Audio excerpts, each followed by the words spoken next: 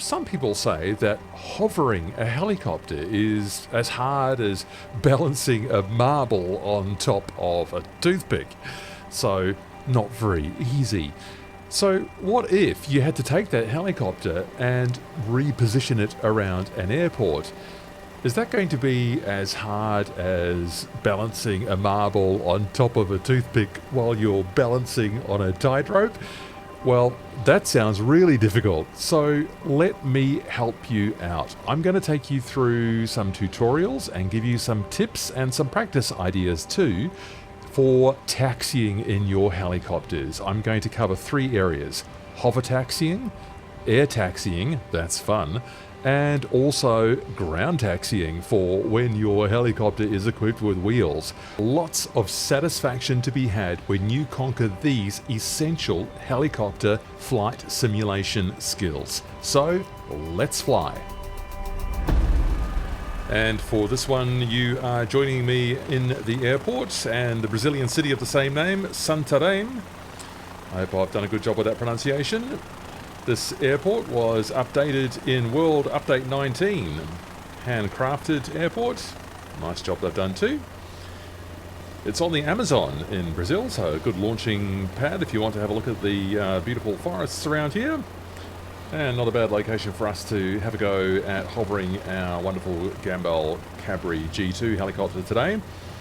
I have added an extra dimension of challenge. Look at that windsock over there. Yes, I have set the wind to be, look at that, about 11 knots coming from the east. That's going to make our hover taxiing extra interesting. Lots more to talk about. So let's get on board and talk about the layout of this airport. And welcome aboard. So we are going to start with hover taxiing, and let's zoom in here. We are starting on apron 2. This looks reasonably simple. We are going to hover taxi along taxiway Delta, along taxiway Charlie, and we're going to take a hard left turn onto taxiway Bravo. So the scenario I'm imagining is with this easterly wind coming in from this direction down here, that we want to get out onto here. We're going to turn onto the runway like this and for a takeoff run along this portion of the runway so that, you know, if there's an equipment problem, then we can get back down to the ground safely. So that's why we want to get to the runway with a hover taxi.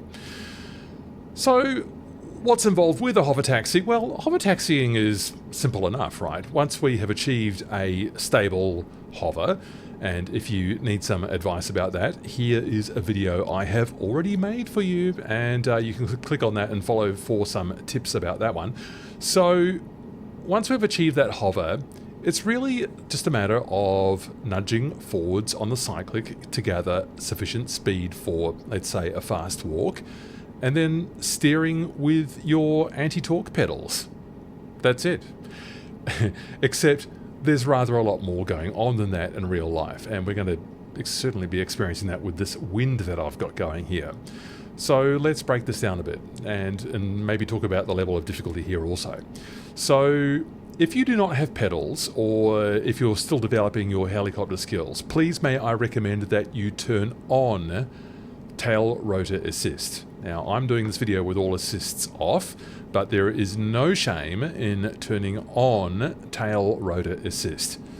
There's no point you getting frustrated and disappointed with yourself, so please just turn it on and you will just make life a bit easier for yourself. And you know, it's better that you start to get a grip on your collective control and your cyclic control, and then work on your tail rotor later. Just take one ball out of the equation in this sort of juggling act that you're having to achieve here with a hover taxi. If this 10 knots of wind is a bit too difficult, maybe take it down to 5, maybe take it down to 0. Alright, just do things one step at a time. Alright, so stable hover. Let's start having a go at this thing. In this French helicopter, I anticipate that I will need right, you can see on the input viewer, right pedal, and to counteract the tendency of the nose to turn to the left when we add torque to the main rotor, and a little bit of right cyclic to counteract that translational tendency that comes from that right anti-torque rotor. but lots of forward cyclic to counteract this headwind. So let's lift and see what happens here. Adding the collective now. Adding the collective. What will happen? Watching carefully what happens.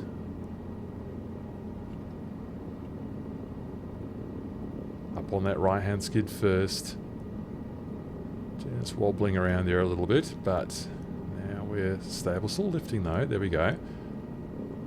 Let's find that sort of safe cushion. I was looking down there. That was why I was wobbling. But now when I look out to that number 6 bar out there in the distance, it's much more stable. And now just make a note of where the settings are at on the input viewer, and that'll give you a sense of what's involved with a hover taxi in these conditions. So let's get over there. Now I'm just going to translate over there by nudging to the left and being careful not to hit the ground, because that would be a very dangerous thing to do in this condition. I'll tip the helicopter over and potentially dig the main rotor into the ground, which would be a very swift end to a real-life flight. Right, so when we hover taxi, we want to have the yellow taxi line right under the belly of the helicopter. Ideally, we want to be hovering at about 6 feet or 1 to 2 meters. A little bit higher if we're in a larger helicopter, and a little bit higher again if we're in a very windy day. I'll talk more about that soon when we get into a tailwind situation. How are we doing here? I'm going to pop outside for a second. Not bad. Don't hit the ground. Alright, let's see if we can start to nudge forward on the cyclic and achieve that walking speed and get to this first junction here. Aft cyclic to cancel that speed. So we are going to simply steer with the pedals. But what's going to happen to the cyclic? What's going to happen is it's going to rotate clockwise if you were looking at the input viewer. What was once forward cyclic in these wind conditions is now right cyclic. That's a clear picture I've got for you right there. I can't make it any clearer than that. You need to anticipate that before it happens and be ready. I'm not doing a particularly great job of following that taxi line, but I'm trying to nudge it over now. There we go. We have to remember that the wind is trying to blow us downwind, that is to the left, and therefore what was once forward cyclic now is right cyclic to stop us from being blown downwind. Now, right pedal, and then we will settle into our lovely headwind again. It's always nice going into the headwind. Just come a little bit off that taxi line again. Come back. Better. Just popped a bit high. Better. Good. Walking pace, please.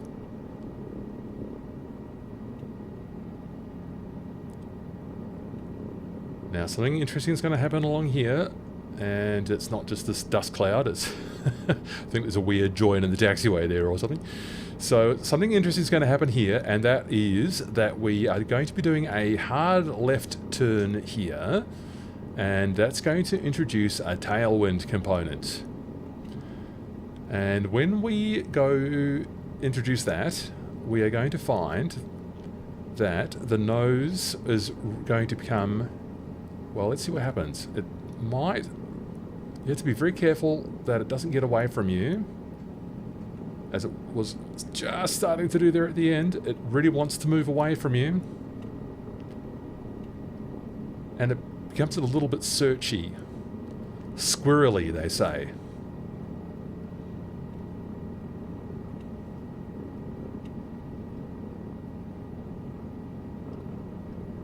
And notice that I've got a bit of aft cyclic in now. Therefore, I've come a little bit too far forwards there. No part of the helicopter should be in front of that line, so I'll just back off here a little bit here. I'm having to raise a bit of height too. Now this is what I alluded to earlier. In windy conditions we might need to hover taxi a little bit higher than we otherwise would. I'm just going to set it down so I can talk to you properly without concentrating too heavily on this operation as well. Okay, pop it down, Matthew. You can do it. I'd like to be back on the taxi line though. Right. Oof, backwards into a tailwind. Oh, that was far too heavy. Alright, now. When I was dealing with this tailwind situation, I'm just simulating on the input viewer now. Instead of that forward cyclic that I had when I was going into the headwind, there was a little bit more of an aft cyclic component, which means that the nose was up and the tail boom was down. Now, if you were too low to the ground, especially in a longer helicopter with a longer tail boom, like an H125, there is a risk that you're going to strike that tail boom. And if you've got crash detect turned on in Microsoft Flight Simulator, that could be the end of your flight. Mark my words, when I first got the Cowan Sim H125 in Microsoft Flight Simulator 2020, I was doing that all the time. Most frustrating. So you just need to increase your height a bit when you've got a strong wind blowing and you're attempting a hover taxi. Hover a bit higher, hover taxi a bit higher. Be mindful that when you've got a tailwind component, you're going to have that tail going a bit lower, and there's a bit of a safety thing for you to bear in mind while that is happening. And just to be aware that you've got that long thing pointing back behind you, and so you need to keep that off the ground, please, for everyone's sake. Let's get back to the apron turn. I'm going to show you something else. So you can consider this one an extension to the hover taxiing that we were just doing.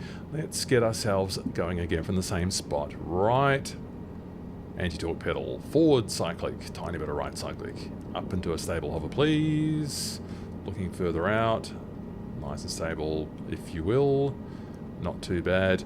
Now this one, now you call it 4 points of the compass, or 4 square, or whatever you like to call it. What I'm going to do is do a series of 90-degree right turns initially onto this taxi line, and let's go around. Now, the right, this is good. The right pedal, because we are using a lot of it now, is taking away lift from the main rotor. That's how it works. And so we lose a bit of height. That's realistic. It'd be preferable to do left-hand turns in a clockwise system like this one. That's not always possible, of course. And this one's going to be interesting because we're now going into that tailwind situation. What's going to happen? The nose becomes light and squirrely, and we end up in a nose up attitude and a tail down attitude, so it's a bit riskier. But this is what this exercise is all about. And it's very easy to pick up speed too, so be careful about that. Kind of obvious really to pick up speed when you've got a tailwind. Managed to put the brakes on there with a bit of a skid with getting the right cyclic going there. And when we get just down to the end of this one, you can just switch it up by... I'm going to do a 180 here, but can you guess I'm going to do a left 180 because that would be slightly safer. Because all I have to do to achieve a left 180 is just to use less right pedal rather than to add a whole lot more pedal. That wasn't very stable because I wasn't really looking out far enough, so not great piloting at that moment. But then you can just repeat the exercise, you see. So now on this point of the compass we've got left cyclic in because that's where the wind is coming from, and so you get it, right? So we are developing our skills around anticipating where the wind is going to be on the compass or on the rotor really, and what that means for the position of our hand on the cyclic, where we're going to be deflecting it after we do our pedal turn. So now I'm going to be having it forwards and hopefully not diverting too much in height. And I find this is a nice way to develop a bit of extra comfort around your hover taxi skills. Okay, well now we can let it rip with a bit of air taxi. That's always fun. So again, I'm starting in the same place, and let's just get the map up again. So apron 2, this is the same scenario. We are starting in apron 2 and we want to get up to the Bravo holding point for runway 10. So pretty easy. So from here over to here. Air taxi means we don't need to follow the lines exactly, and we don't need to be in that in-ground effect hover of 1 or 2 meters or 6 feet or so where we were before. We can do this usually between 50 and 100 feet, and the speed would be 20, 30, 40 knots. It's not restricted as such. The restrictions are normally that we cannot fly over buildings, sometimes that we cannot fly over aprons, and almost certainly that we cannot cross a runway centerline without specific clearance. So you might need to seek that. If you're on flightsim or something like that, you might want to seek specific clearance from the controller that you can indeed cross a runway centerline. That's not an issue in this scenario. There is only one runway. We are not going to be crossing it to get from here to here, so that's not an issue. Also, we're not really crossing any aprons. That's fine. And no, well, we're not going to... It would be an issue if we were going over here. We're going to play it safe and go this way. So yeah, a nice short air taxi to get from here to here. And it's pretty simple. So let's get into our stable hover. And I think that looks about right there. So up we come on the collective. Too much pedal. There we go. That's good now. Right, I need to get over there. So, nose down, collective up. Gather speed. And we're already halfway there. Hello, tower. It's very Top Gun-like, isn't it, doing this? At somewhat lower speed than the fire service. And you feel somewhat powerful because you're doing it at a much more rapid progress. And here we are where we need to go. So let's get this all positioned nicely. This is a very small airport really, so this was achieved very quickly indeed. If you can imagine an airport with multiple runways, you could see how the air taxi would be particularly important to get around a large runway, a large airport with great speed. But that's how we do it. Again, the things to be mindful of: air taxiing, not over buildings, careful over aprons, and not over runway centre lines without specific clearance from ATC. And here, riding proudly on its Dunlop tyres, is the Alouette III by Taog's Hangar. I'm including this in the video for a couple of reasons. I've not put it in the channel before. It is now available in the Microsoft 2024 marketplace. It was originally developed for MSFS 2020. And it's a fun helicopter if you like a vintage and purely analog helicopter with lots of sort of fun external add-ons. And it rides on these wheels. So, like a lot of light or medium single-engine helicopters of this general layout, what we have here are individually braked rear wheels and a freely castering front wheel. So I can't steer that front wheel, it casters freely. I can individually brake the rear wheels with in my case, with my toe brake controls on my Thrustmaster Pendular pedals. You can assign your own keys if you wish to have differential braking controls of your own. And that's how I'm going to control what I'm going to show you for the rest of this demo. So if you like to fly the Chinook that's included in the Premium Deluxe edition of MSFS 2024, that has quite a different control setup. That has got power steering rear wheels that can be disabled, enabled or locked, and when those power steering wheels are enabled, there's a separate tiller control. So that's quite a different layout. When you're dealing with complex helicopters like this, you would consult the manual. Really, that's what you need to do, and to work out how you're going to operate each different helicopter like this. Something else about the Alouette compared to something like, just to pick another helicopter that you might have used, the H160 from High Performance Group, is that H160, the main rotor is tilted forward slightly. So you don't need to do something that I'm about to show you here. So what you need to do to get the Alouette rolling is apply some forward cyclic, as well as, so here's the forward cyclic in, as you can see. I'm going to add also some up collective, so lift the collective, and then we start moving. So without that forward cyclic, we wouldn't get the forward motion along the ground. So with that H160 from HPG, and its naturally canted forward main rotor, or tilted forward main rotor, might have been the better word to use there, we might not need quite so much forward motion on the cyclic to get us moving forwards. Something else which I already had off was the parking brake, and so on the Alouette that's located down here.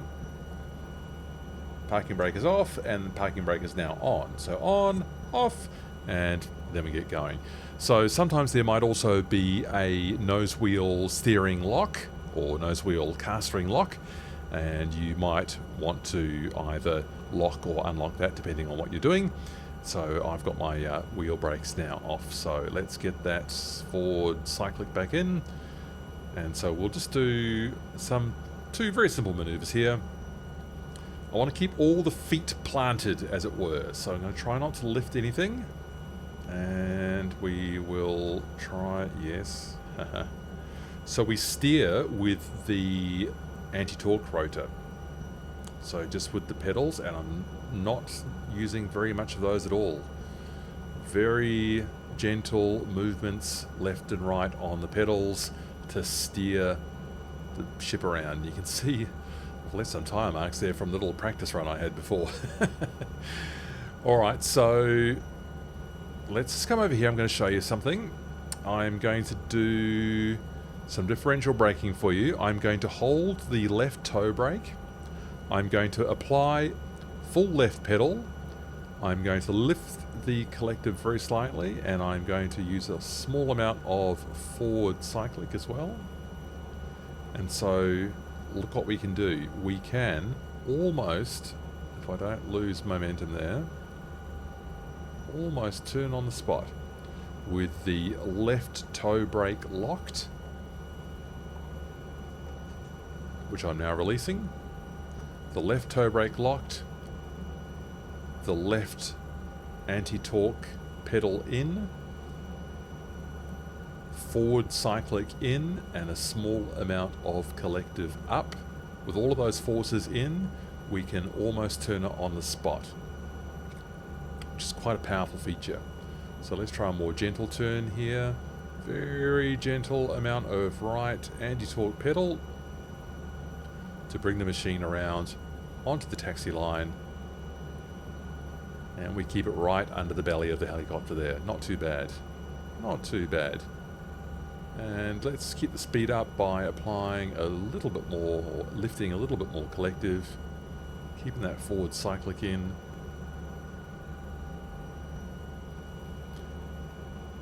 So something I can do here is, I'll just do it on this short stretch here. This is subject to certain limits, but I can add more and more and more collective, and I can lift off. So I can do a rolling start, and I can do a rolling stop as well. I can just settle back down on those wheels. There's a small tyre squeal there as well. Might have been a bit more sensible if I'd done that into the wind. And I can come to a stop by removing all of the collective, putting it all the way back down, and bringing the cyclic back into the middle.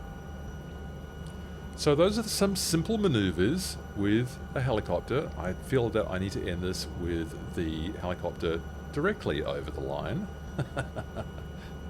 Modeling good technique. Well, that's not too bad.